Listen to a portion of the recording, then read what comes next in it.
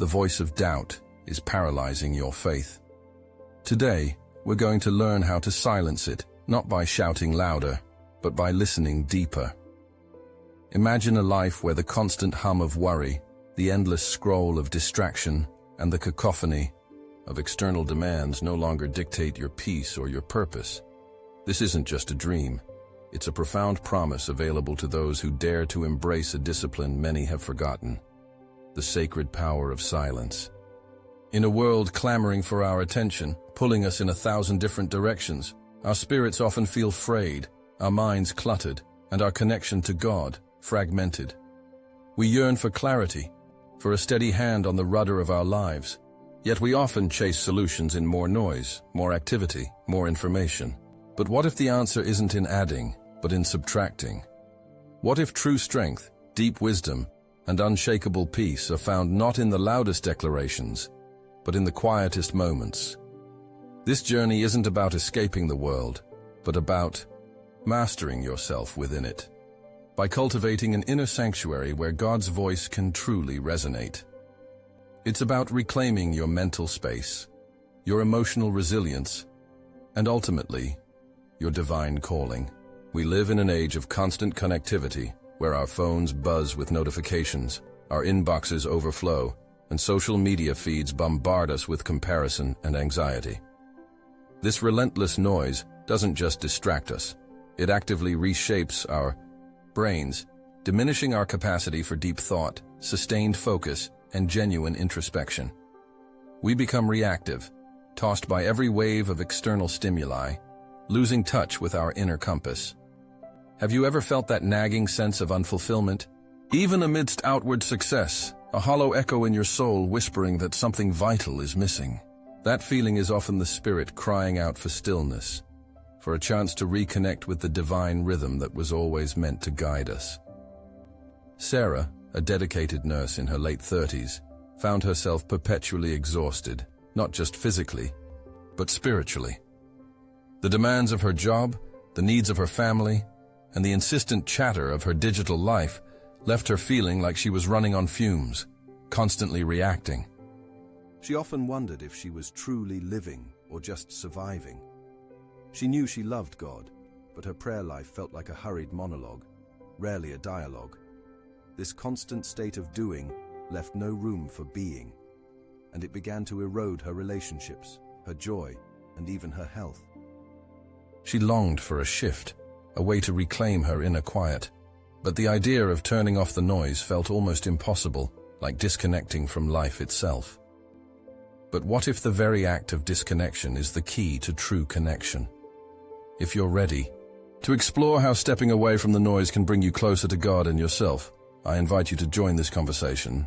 Share your own experiences with noise and stillness in the comments below, and consider subscribing to stay tuned for more insights that will empower your spiritual journey. One of the greatest obstacles we face on this path to inner stillness is the sheer volume of external distractions. Our modern world is an echo chamber of demands: work emails pinging late into the night, children needing attention, community obligations, and the ever-present siren song of entertainment. It's easy to feel guilty for stepping away, as if silence is a luxury we can't afford, or worse, a sign of disengagement. But the truth is, intentional withdrawal is not an act of selfishness. It is an act of profound self-preservation and spiritual wisdom. Consider the prophet Elijah after his powerful triumph on Mount Carmel. He faced threats and exhaustion, and instead of engaging more, he fled into the wilderness. It was there, in the quiet of the cave, after the wind, the earthquake, and the fire, that God met him not in the dramatic spectacle, but in a still, small voice. 1 Kings 19:12. This wasn't about avoiding his problems. It was about creating the sacred space necessary to hear divine instruction, to recharge his spirit, and to receive the clarity needed for his next steps. Sarah began by simply turning off her phone for 30 minutes each morning before anyone else woke up. At first it felt jarring, almost anxiety-inducing. Her mind raced, listing all the things she should be doing. But she persisted, finding a small, quiet corner in her home. she noticed that the silence wasn't empty. It was pregnant with possibility, slowly revealing the subtle anxieties that had been driving her. It was a revelation. The world wouldn't fall apart without her constant attention. In fact, it seemed to wait patiently for her to return, renewed. Beyond the clamor of the external world lies an even more formidable opponent, the incessant chatter of our own minds. This internal noise, the endless to-do lists, the replays of past conversations, the rehearsals of future anxieties, the self-critical voices, can be far more deafening than any outside sound. We often mistake this mental busyness for productivity or necessary processing, but it frequently keeps us trapped in a cycle of overthinking and worry, preventing us from truly being present or hearing the gentle whisper of God. Here's the surprising revelation. Silence isn't merely the absence of sound. It is an active discipline, a powerful tool for sharpening mental control. It's about learning to observe your thoughts without judgment, to let them pass like clouds in the sky, rather than clinging to everyone. This practice of quiet observation allows you to gain mastery over your reactions, to choose your response rather than being driven by impulse or provocation. Think of a seasoned chess player. They don't react to every move their opponent makes with an immediate counter. Instead, they pause, observe the entire board, anticipate future possibilities, and then make a strategic, intentional move. This calm, calculated approach is born from a quiet mind. When Sarah started her 30-minute quiet times, she discovered just how loud her own thoughts were. She realized she was constantly replaying arguments from work or worrying about her children's future. But as she consistently sat in silence, she began to notice a shift. She wasn't suppressing her thoughts, but rather creating a spaciousness around them. She could observe her inner critic without being consumed by it. This newfound internal quiet began to spill over into her daily interactions, allowing her to listen more deeply to her patients and respond to her family with greater patience and understanding, rather than reacting out of exhaustion or frustration. This journey into silence leads to a profound spiritual turning point, a rediscovery of a foundational truth often overlooked in our bustling faith lives. God speaks in the stillness. We are often taught to seek God in grand gestures, in powerful sermons, or in loud worship. While these are vital, the Bible also consistently points us towards the quiet, the intimate, the unseen. Psalm 46:10 declares, "Be still and know that I am God." This isn't just a suggestion, it's an imperative, an invitation to cease striving, to quiet the inner and outer clamor, so that true knowing can begin. It's in this stillness that we move beyond mere intellectual assent to God's existence and into a deep experiential communion with Him. This internal transformation shifts us from being doers for God to being deeply connected with God. It's like trying to have an important conversation with someone in a bustling airport. You can hear snippets, but the depth of communication is lost. Only when you step into a quiet room can you truly listen and be heard. Sarah experienced this shift dramatically.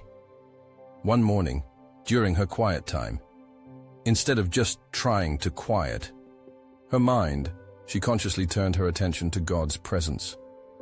She didn't hear a booming voice, but a gentle sense of peace, a quiet reassurance that she was loved, seen, and guided. It was a profound internal knowing that settled her spirit in a way no amount of frantic activity ever could. This spiritual awakening wasn't about adding more to her spiritual to-do list. It was about subtracting the noise to reveal what was already there, God's constant abiding presence.